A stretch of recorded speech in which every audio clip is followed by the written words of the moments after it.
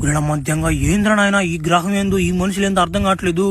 వీళ్ళేమి ఎవరు దెంకొచ్చిపోద్ది ఏందో నాతో వీళ్ళు ఏం చేస్తారో ఏందో పవర్ అంట గివర్ అంట నా మడ్డ ఏంద్ర నా పుట్టుకెట్టుందా ఒకటే కష్టాలు అయిపోయిందా.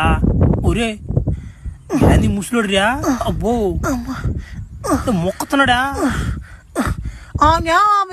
ఏం తింటారు నువ్వు ఆయన అడిగేస్తున్నామన్నాడు రాబియా తిండంటారా తిండి తినవా గతకవా. అబ్బా భలే వందవా నీ గొంతు మాస్టర్గా. సరేలే చెప్తున్నా చూడు. ఫ్రైడ్ రైస్ నేను చెప్పినట్టు చెప్పించుకో ఏపిచ్చు దాన్ని.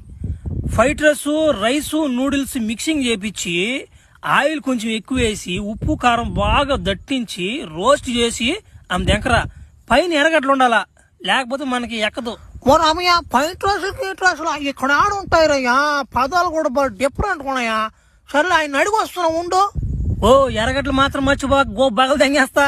తెస్తాలో ఉండో పూగా చెప్పినావా నువ్వు చెప్పిపోతున్నావా గోసి బగలు తెంగేస్తా. సరేలే రబ్బా ముసలాన్ని బిత్తర దింగిచ్చానా మాడ. సరేలే ఏం చూస్తాను రా నేను చెప్పినట్టు కొట్టించుకోండి. ఫ్రైడ్ రైస్ మిక్సింగ్ నేను చెప్పిన లిస్ట్ అదే లిస్ట్ బాగా గుర్తుంచుకోండి. ఏందన్నమాట వీళ్ళు ఎందుకు దేనికొచ్చారు అర్థం కాల. ముందు కారణం తెలుసుకొని అప్పుడు ఇయ్యాలి వీళ్ళకి తడి.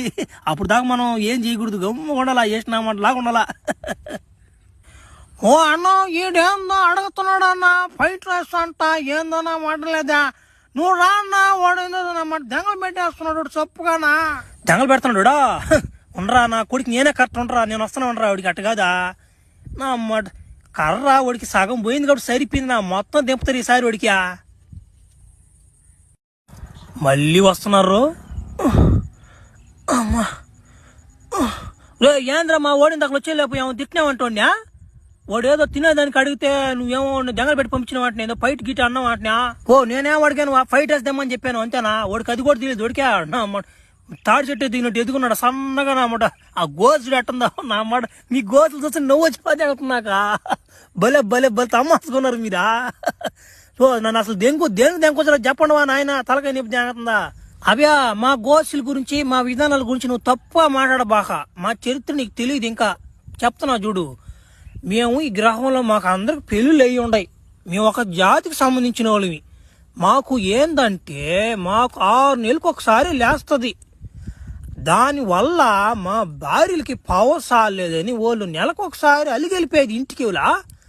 దానికోసం మేము అందరం దెప్పం నేర్చుకొని మొగతానం మాకు కలిగించేలాగా ఒక మెరుపుని మేము తయారు చేసాం. ఆ మెరుపు మా మీద పడేలాగా మేము మంత్రాలు చదువుతుంటే ఆ మెరుపు వచ్చి నీ మీద పడిపోయింది. అంటే ఒక ప్రపంచానికి సరిపోయేడంత మొగతనం మెరుపు నీ ఒక్కడి మీద పడిపోయింది.